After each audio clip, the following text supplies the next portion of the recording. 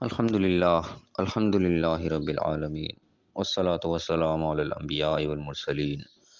اعوذ باللہ من الشیطان الرجیم بسم اللہ الرحمن الرحیم رب اشرح لی صدری ویسر لی امری واحلل عقدۃ من لسانی یفقہوا قولی واجعل لی وزیرا من اہلی۔ محترم سامعین، السلام علیکم ورحمۃ اللہ وبرکاتہ۔ الحمدللہ قرآن پاک کا مطالعہ ہمارا جاری ہے۔ سورہ نساء کی آیت نمبر 130 تک ہم پڑھ چکے ہیں۔ آج انشاءاللہ آیت نمبر 131 سے 134 تک پڑھیں گے۔ اعوذ باللہ من الشیطان الرجیم بسم اللہ الرحمن الرحیم وَلِلَّهِ مَا فِي السَّمَاوَاتِ وَمَا فِي الْأَرْضِ، اور اللہ ہی کا ہے جو کچھ آسمانوں میں ہے اور جو کچھ زمین میں ہے۔ یہ آیت قرآن میں ہم بار بار پڑھتے ہیں، وقت یہ بار بار ریپیٹ ہوتی ہے، یہ والا جملہ جو خاص طور پہ۔ اب یہ سوچنے کی بات ہے کہ اللہ تعالیٰ اس بات کو بار بار ریپیٹ کیوں کرتا ہے؟ ایک دفعہ بھی بتا دیا تو کافی ہے، جو کچھ آسمان و زمین میں سب کچھ اللہ ہی کا ہے، یقیناً ہم سب جانتے بھی ہیں اس چیز کو۔ لیکن اس کے اندر جو فی الحال حکمت نظر آتی ہے وہ یہ ہے کہ یہ انسان کے اوپر ایک چیز کو واضح کرنے کے لیے بار بار ایک اشارہ ہے کہ جس دنیا کے پیچھے ہم بھاگ رہے ہیں، دوڑ رہے ہیں، ہم ایک دوسرے کے ساتھ لڑ رہے ہیں، جھگڑ رہے ہیں، چھینا جھپٹی کا ایک ماحول گرم ہے دنیا کے اندر کہ یہ بھی مجھے مل جائے، یہ بھی مجھے مل جائے، ایک زیادہ سے زیادہ کرنے کی دوڑ لگی ہوئی ہے۔ اس کی حقیقت یہ ہے کہ ہمارے یہاں کچھ بھی نہیں ہے، یہ جو کچھ بھی ہم اس کے لیے دوڑ رہے ہیں یہ ہمارا نہیں ہے، یہ سب کچھ اللہ کا ہے، یہ ہم نے چھوڑ کے چلے جانا ہے۔ اس حقیقت کی طرف بار بار گویا کا اشارہ دلوایا جاتا ہے، اور اسی کو یعنی کہ تصریف آیات بھی کہتے ہیں۔ قرآن پھیر پھیر کے آیات بیان کی جاتی ہیں، ایک آیت پیچھے بیان ہوتی ہے، دوبارہ لوٹ کے پھر آتی ہے، پھر کچھ دیر بعد لوٹ کے پھر آتی ہے، کہ انسان کو ایک چیز بار بار ایک دماغ میں ریپیٹ ہوتی رہے۔ جہاں سے بھی وہ قرآن کو کھول کے پڑھنا شروع کرے، وہاں کچھ دیر میں اس کو وہ چیز آگے پھر کلک ہو جائے جو پیچھے گزر چکی ہو۔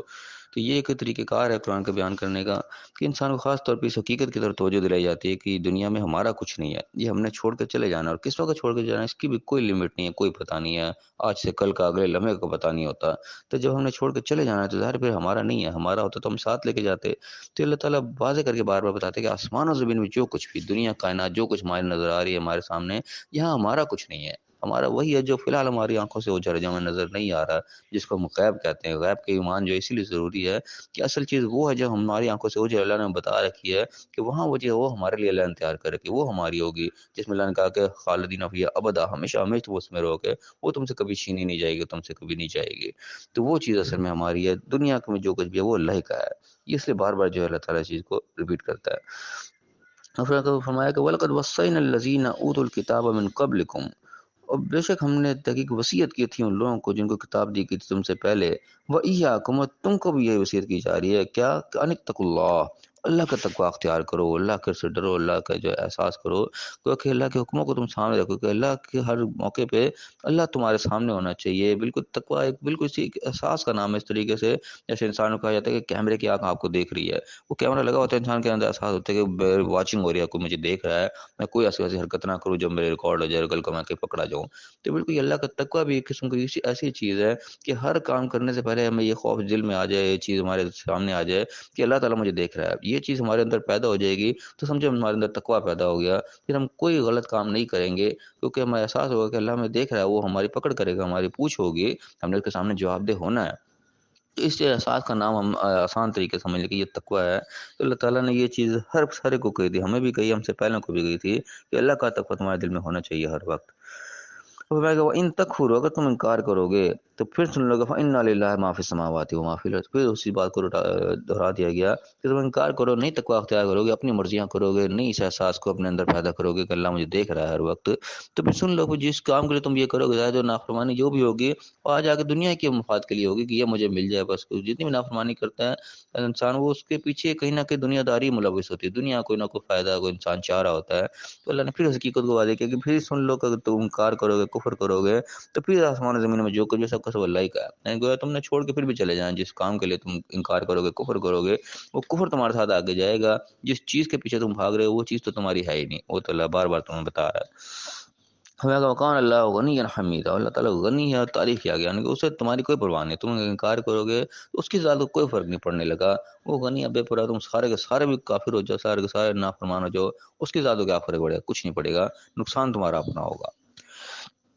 اور فرمایا کہ ولی اللہ ما فی السماوات و ما فی الارض، پھر دوہرا دیکھیں اتنے سی جگہ پہ 3 دفعہ دوہرا دیا گیا اس جملے کو کہ آسمان زمین جو کچھ بھی ہے وہ اللہ کا ہے، وکفا باللہ وکیلا، اللہ تعالیٰ کافی ہے کارساز، یعنی کہ کام کو بنانے والا وہ اللہ کافی ہے، تمہارے اللہ کے اوپر بھروسہ ہونا چاہیے۔ کوئی کام نہیں تمہارا بن پا رہا، تم اس کے لیے جھگڑا مت کرو، لڑائی مت کرو، اس طریقے سے مت کرو کہ تم اللہ کی حدود کو کراس کرو۔ ایک حدود کے اندر رہ کے اللہ تعالیٰ نے ہر چیز کی اجازت دی ہے، لڑائی جھگڑے کی بھی اجازت ہے، قتال کی بھی اجازت ہے، لیکن لمٹس کے اندر رہ کر کے وہ تقوی کے ساتھ ہی ہے، بغیر تقوی کے نہیں ہے۔ تقوی ہمارے دل میں ہونا چاہیے، وہ اللہ کے جو بتایا ہوا قانون ہے، جو بتایا ہوا ایک دائرہ کار ہے، اس کے اندر رہ کے ہر کام ہوگا، کہ اس سے اگر ہم تجاوز کریں گے تو پھر ہم وہ حد سے آگے بڑھیں گے، پھر وہ چیز ہو جائے کہ ہمارے اندر دنیا کا لالچ پھر آ گیا، وہ اللہ کا تقوی ہمارے دل سے نکل گیا، وہ اللہ کی بنائی ہوئی باؤنڈری تھی وہ ہم کراس کر گئے، وہ اگر ہم نے کر دیا تو پھر کوئی فائدہ نہیں، پھر سارا کچھ وہ اللہ ہی کا ہے، وہ اللہ ہی کارساز کافی، کام بنانے والا اللہ تعالیٰ، تمہارے اس سے کچھ نہیں ہوگا، تم اگر اپنے چکروں میں نکل جاؤ گے، اللہ کے حدود کو توڑ کے خود گیا کے سیانے بن جاؤ گے، تو پھر وہ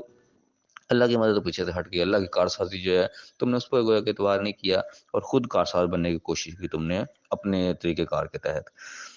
فرمایا کہ اللہ تعالیٰ جو ہے وہ کارساز کافی ہے۔ اب فرمایا کہ ان یشاء یذہبکم ایھا الناس، اگر وہ چاہے تو لوگوں تمہیں یہاں سے لے جائے، وہ یاتی بآخرین، اور تمہاری جگہ اور لے آئے، یعنی کہ وہ پوری کی پوری نسل چینج کر دے، ہم یعنی کہ چیزیں پہلے دنیا میں گزری بھی ہیں، عذاب آئے، پوری پوری قومیں مٹا دی گئیں، پھر نئی قوم کھڑی ہو گئی، اور آج بھی ہوتا ہی ہے، لوگ پیچھے چلتے چلے جا رہے ہیں، آگے آگے جا رہے ہیں، پیچھے نئی قوم کھڑی ہوتی جا رہی ہے، پہلے یعنی کہ اچانک بھی اس طریقے سے ہوا عذاب کی صورت میں، اور اب بھی بتا دیجیے یہی کام ہی ہو رہا ہے، پچھلے جو ہے وہ جاتے چلے جاتے ہیں، اس کی جگہ اور جانشین کھڑے ہو جاتے ہیں، تو اللہ تعالیٰ کہہ رہے ہیں اللہ تو اس قادر ہے تمہیں لے جائے جب مرضی، یعنی کہ لے جانے کا کیا مطلب، کسی ٹائم موت آ گئی ہم چلے گئے، پچھلے اور آگے ہماری جگہ کھڑے ہو گئے، تو یہ تو کوئی ایسی ناممکن بات ہے ہی نہیں، ہم دیکھ رہے ہیں آنکھوں سے، اللہ تعالیٰ توجہ دلا رہا ہے تمہاری کہ لوگ اللہ تعالیٰ تمہیں لے جائے تمہاری جگہ اور لے کے آ جائے، وکان اللہ علی ذالک قدیر، اللہ تعالیٰ اسی کے اوپر تو قادر ہے، قدرت رکھتا ہے، اس کی قدرت سے باہر تھوڑی ہے، کوئی ناممکن نہیں ہے، تو ہم آنکھوں سے مشاہدہ کر رہے ہیں کہ ہم اپنے آپ کو پتہ نہیں کیا سمجھتے ہیں، اور ہم یہ کر لیں گے، ہم وہ کر لیں گے، پتہ نہیں چلتا، انسان آگے آگے نکل جاتا ہے، اس کے پیچھے پھر اور کھڑے ہو جاتے ہیں، ساری کی ساری پلاننگ ہی چینج ہو جاتی ہے، انسان نے کوئی پلاننگ کی ہوتی ہے، سارے معاملے آگے اور سے اور ہو جاتے ہیں، تو یہ حقیقت ہے جو آنکھوں سے ہم دیکھتے ہیں، لیکن ہماری یہ ہے توجہ ان کے اوپر نہیں ہوتی، آنکھوں سے اوجھل ہوئی ہوتی ہیں یہ چیزیں، ہم سمجھ رہے ہوتے ہیں کہ بس پتہ نہیں جو ہم کرتے چلے جا رہے ہیں بس وہی ہوگا، ایسا نہیں ہے، ہم نے جو کچھ بھی کرنا ہے وہ اللہ کی بنائی ہوئی لمٹس کے اندر رہ کے کرنا ہے، گوکہ اللہ نے اختیار دیا، ہم لمٹس کو توڑ بھی سکتے ہیں، سارا کچھ کر سکتے ہیں، دنیا میں سارا کچھ ہوتا ہے، لیکن یہی امتحان ہے اصل میں، اللہ نے جو ہمیں یہ اختیارات دیے ہیں، ان اختیارات کو ہی ہم نے اصل میں اللہ کے امانت سمجھ کے استعمال کرنا ہے، اللہ کے حکموں کے مطابق ہم نے استعمال کرنا ہے، یہی ہمارا امتحان ہے اس دنیا میں، کہ ہم اس کے مطابق استعمال کر کے جائیں گے تو آخرت میں کامیابی ہمیں ملے گی، کیونکہ اصل کامیابی آخرت کے سارا توجہ سارا فوکس ہی وہاں رکھنا ہے، دنیا جو اللہ تعالیٰ بار بار بتا رہا ہے کہ یہ عارضی ہے، یہ ہماری نہیں ہے، یہ اللہ ہی کی ہے، یہ اللہ کا دیا ہوا سارا کچھ ہم نے اس کے حکم کے مطابق ایک امانت کے طور پہ سمجھ کے اس کو استعمال کرنا ہے، تب ہمیں آخرت کی جو ہماری اپنی جو ہے چیزیں جہاں اللہ نے دی ہیں وہ ہمیں پھر ملیں گی۔ اب من کان یرید ثواب الدنیا، سن لو جو کوئی دنیا کا ثواب چاہتے ہیں کہ دنیا میں مجھے اس کا بدلہ ملے، دنیا میں سارا معاملات مل جائیں، تو پھر کیا اللہ تعالیٰ کرے گا، فعند اللہ ثواب الدنیا والآخرۃ، تو سن لو کہ اللہ کے بعد دنیا کا بھی ثواب ہے، آخرت کا بھی ثواب ہے، یعنی کہ تم دنیا مانگو گے دنیا تمہیں دے دے گا اللہ تعالیٰ کے لیے، کوئی مشکل نہیں، اس کے پاس موجود ہے، ہر چیز دے گا، کیونکہ اس کے بعد آخرت کا بھی ہے، وہ آخرت کا بھی دینے کے لیے تیار ہے، تو تم آخرت پہ توجہ نہ کی تو دنیا تو مل جائے گی، لیکن آخرت تم سے پھر چھین جائے گی، اصل چیز یہی ہے کہ دنیا تو ملے دنیا اللہ کے حکم کے مطابق ملے، اور اصل چیز ہے وہ آخرت ملے، اس لیے وہ جامع دعا جو ہے وہ قرآن میں سکھائی گئی ہے کہ ربنا آتنا فی الدنیا حسنۃ وفی الآخرۃ حسنۃ وقنا عذاب النار، عام طور پہ جب ہم دعا پڑھتے ہیں اس میں دنیا بھی مانگی جاتی ہے، آخرت بھی مانگی جاتی ہے، ایک دنیا کو بھی بالکل چھوڑ دینے کی، ترک کر دینے کی، راہب بن جانے کی بھی اجازت نہیں ہے کہ دنیا کو ہم بالکل ترک کر دیں، دنیا کو ہم استعمال کریں، لیکن وہ اللہ کے بتائے ہوئے طریقوں کے مطابق، اس طریقے سے صحابہ کرام نے چل کے دکھایا کہ دنیا میں بھی ان کو کامیابیاں ملیں، آخرت کی کامیابی ان کا مقدر ہوئیں، یہ طریقہ کار ہے اللہ نے بتایا ہے، یہاں پہ اللہ کہہ رہا ہے کہ جو دنیا ہی مانگتا ہے تو سن لو اللہ کے بعد دنیا بھی ہے، دے دے گا تمہیں دنیا، لیکن پھر آخرت تم سے رہ جائے گی، اللہ نے یہ حقیقت پھر واضح کی کہ اللہ کے پاس دنیا بھی ہے اور آخرت بھی، دونوں چیزیں کو یار دونوں کی تو تم توجہ رکھو، یہ نہیں کہ دنیا کے پیچھے پڑ گئے اور آخرت تم بھول گئے، اور ایسا بھی نہ ہو کہ آخرت تو ہو گئی لیکن دنیا میں تم نے ساروں کو اپنے، نہ کسی گھر والوں کو خیال کیا، نہ بھی بچوں کا خیال کیا، نہ کوئی حقداروں کا خیال کیا، دنیا میں بھی تمہارے حقوق ہیں، تم نے حقداروں کی مدد کرنی ہے، جو مظلوموں کی مدد کرنی ہے، وہ کیسے کرو گے، تم خود بھی اپنے آپ کو سٹینڈ رکھو گے، تم کسی کو مدد کرنے کے لائق ہو، خود ہی دنیا چھوڑ کے جنگلوں میں چلے گئے تم، تو کسی کی مدد تم کیا کرو گے، یہ تو بڑا بین بین یعنی کہ چلنے والا کام ہے، بڑے طریقے سے ایک بیلنس کر کے، اور فرمایا کہ وقان اللہ سمیعا بصیرا، اللہ تعالیٰ سننے والا بھی اور دیکھنے والا بھی، ہر چیز وہ سن رہا ہے، دیکھ رہا ہے، کیونکہ ہر وقت تمہاری واشنگ ہو رہی ہے، وہی ایسے ایسے کیمرہ مسلط تمہارے اوپر، سارے ریکارڈنگ ہو رہی ہے، جو تم کہہ رہے ہو وہ سنائی بھی دے رہا ہے، اور جو کر رہے ہو وہ دکھائی بھی دے رہا ہے، ہر چیز بالکل واچنگ ہو رہی ہے ہر طریقے سے، یہ بات یہاں پہ اللہ تعالیٰ جو ہے وہ سن بھی رہا ہے دیکھ بھی رہا ہے، تو کہا کہ جو سن رہا ہے دیکھ رہا ہے وہ ایسے نہیں کہ ایک کان سے سننے دوسرے کان سے نکالنے والی بات، جس طرح ہم آپس میں ایک دوسرے کے لیے بیان کرتے ہیں، ایسا نہیں ہے، جو کچھ بھی سنا جا رہا ہے دیکھا جا رہا ہے اس کی باقاعدہ پوچھ ہونی ہے آپ سے، یہ اسے خالی خلی چیز نہیں ہے، انہیں اللہ کے آگے جواب دہ ہونا ہے۔ تو اللہ تعالیٰ میں سے سمجھنے کی توفیق عطا فرمائے۔ اللہ تعالیٰ نے بڑی وضاحت کے ساتھ چیزیں بتائی ہیں ہماری زندگی گزارنے کے لیے، اللہ میں سے سمجھنے کی، صحیح عمل کرنے کی توفیق عطا فرمائے اور دنیا اور آخرت دونوں جگہ کامیاب فرمائے، آمین۔ وآخر دعوانا ان الحمد للہ رب العالمین۔